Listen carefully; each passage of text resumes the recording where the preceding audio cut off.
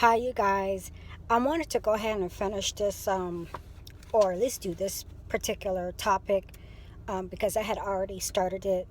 I had already finished studying it and had already made notes on it, and I just didn't want to skip ahead to it without doing chapter 1 and 2. So I'm going to be talking about the head covering.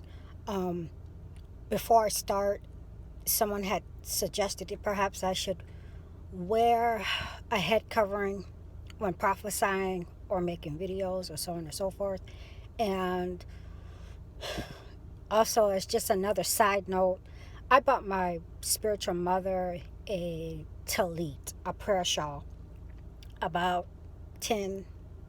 9 years ago, just for her to add to her little collection of um, trinkets of the Jewish and Christian faith. Um, Something to add to her plethora of materials and little trinkets and things of that nature. Um, the one that I ordered for her was a particular one, and um, but the one that came was actually, it had the names of God on it, and she happened to be studying that at the time that her prayer shawl was delivered. Um, the prayer shawl and the tassels, I believe there are 613 little, strings, um, to remind you of the um, of the law. Also, it's been said that if you wear the prayer shawl while you're praying, that it's easier for your prayers to go up. They can't be hindered. Um, Also, um, I'll talk about the men wearing a covering here later on. So, Paul was addressing deviations and corruption and abuse of liberty in what, 1 Corinthians chapter 11. And so I'm going to go ahead and read. Paul said, "Be you followers of me, even as I also am of Christ." He was trying to have them follow his example. "Now I praise you, brethren, that ye remember me in all things, and keep the ordinances as I delivered them to you." The ordinances were ministerial structure of the church and authority relationships that were established in and between the churches. So, just basically what was customary to do. It wasn't a law. Usually, if something was a law, the person would say, as it is written um, in the law, or sometimes, you know, um, if the law is not referenced, it's not law. And Paul was saying here to keep the ordinances, just what was customary to be done and established among all the churches. So, verse 3, "But I would have you to know that the head of every man is Christ, and the head of the woman is the man, and the head of Christ is God." He was trying to establish headship as it was back even from the beginning of time, where, not to get ahead of myself, where, God made, took the rib of Adam to make Eve. It's God, it's Christ, it's the man, it's the woman. The woman is the helpmeet.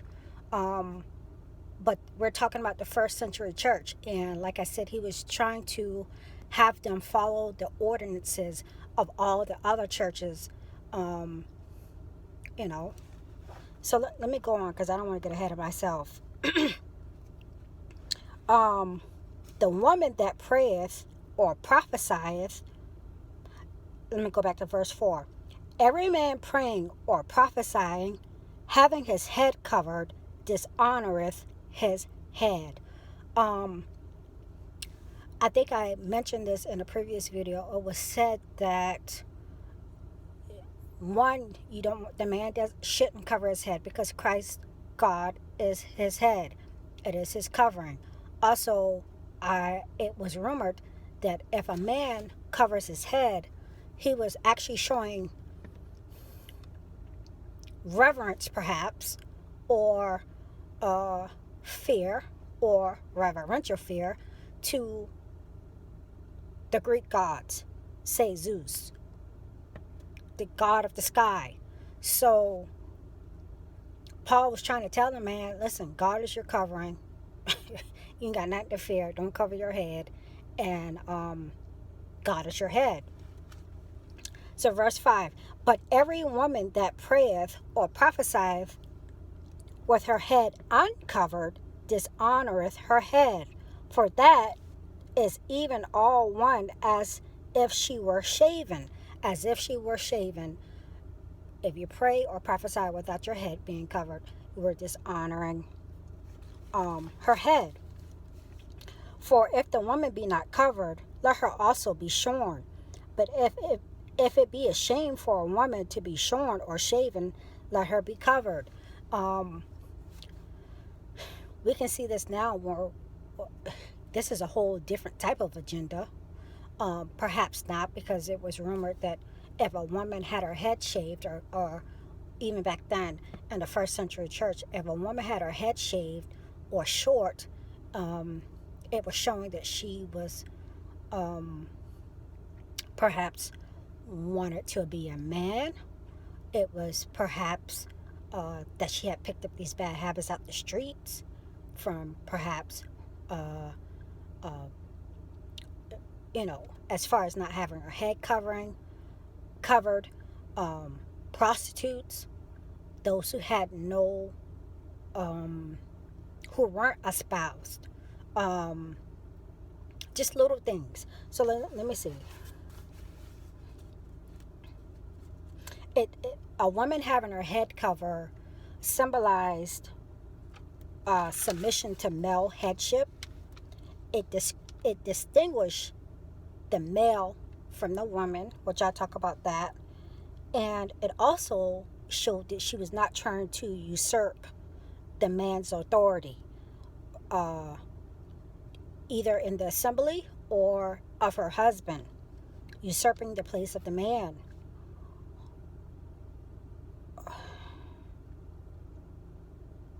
And also, it showed that she was a spouse to a husband. I'll get back to the last piece in a minute. Verse 7. For a man indeed ought not to cover his head, for as much he is the image of the glory of God, but the woman is the glory of the man. For the man is not of the woman, but the woman of the man, showing headship, showing, if you will, submission to the male authority, to her husband. Neither was the man created for the woman, but the woman for the man. The woman to be the woman to be the man's helpmeet. For this cause ought the woman to have the power on her head because of the angels. When I was looking at this, and I'm almost done, it is, and I think as Christians we always have believed this, and the Jewish did too. They believed that ministering angels or holy angels were present in these assemblies. And this is the good side. I'll talk about the bad side in a minute. So also the seraphim angel is pictured as, or is described as, covering its face with, I think someone had a vision of this, and I didn't write it down, covering its face with two wings, covering its feet with, covering its feet with two wings, and two wings out, left to fly. And the seraphim are those that are in the presence of God, worshiping God day and night. But So it's being compared to that a woman should give her head. Also, good angels, uh, even the Lord. You don't want to go to church. If you want to take it to modern day, you don't want to go to church in anything indecent. One, because people might be dealing with sexual um, immorality. They might have some type of struggle with fornication or anything. Um, and you're not there for that. You're there to worship God. So you don't want to look indecent when you go to church. You don't want to have your cleavage showing. This makeup that I have on today, I never wear color makeup, not loud color makeup, to draw attention to myself, because we're not there for the attention to be drawn to me, but it's to worship and praise and honor God. Uh, and also, the church ground is supposed to be a consecrated and holy ground. They may be ministering angels there in the atmosphere. On the flip side of that, and another thing, you don't want to. It's just like my earthly father. I wouldn't walk around, you know, uh, half dressed in front of my father. It's just indecent. But on the flip side of that, they were also saying that, uh, there also may be evil angels um, in the presence. You don't want to be influenced by evil angels. You want to be shamefaced. You don't want to give way. You don't want to give foot to the devil. To perhaps, there might be people there who um, may be influenced by the enemy. So it was customary just for the woman to cover her face, and and and the head covering spoken of here is believed to be a veil, not just a head covering, but a veil. You want to be shamefaced, not in a bad way, not in a, you know, uh, what's the word? In a demeaning way, but just in a reverential way. It was customary, you guys. So, so, where am I?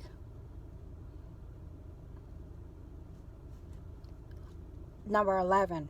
Nevertheless, nevertheless, neither is the man without the woman, neither the woman without the man. And the Lord's showing that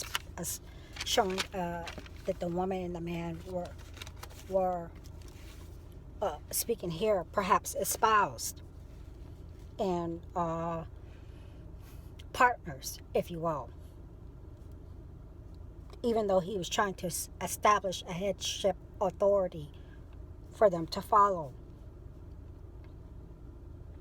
For as the woman is of a man, even so is the man also by the woman, but all things of God. God is the head. Judging yourselves, is it comely that a woman pray unto God uncovered? Doth not even nature itself teach you that if a man have long hair, is it a shame to him? Men didn't have long hair back then.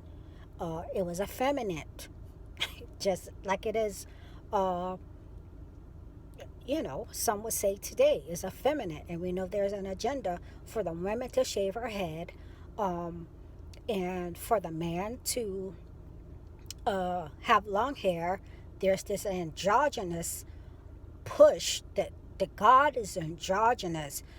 This is the danger of parts of the triune God. People saying that parts of the triune God is female because the agenda is to make God androgynous, like the Baphomet, with the breast and the penis. There's goat. So there's a danger in that. So let me go on. One more verse. But if a woman have long hair, it is a glory to her, for her hair is given to her for her covering, a different covering, the covering that the man shouldn't have. But if a man seem to be contentious, we have no such custom, neither the churches of God. Now in that I declare unto you, I praise you not that you come together not for better but for the worse. And I think this is going into the last. The next verse is going into the last, the Lord's Supper. He wanted them to come together, not stick out as a sore thumb, not to abuse their liberties, um, get in order, do things in order and in decency. Um, and this was just customary um, for the woman to have a covering. And like I said, a veil. It was believed to be a veil, not just a covering.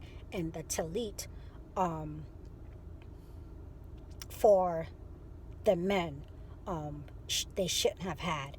I'm probably going to use that thumbnail that I found. There was one particular thumbnail that I wanted to use. So if you see it, that's what that means.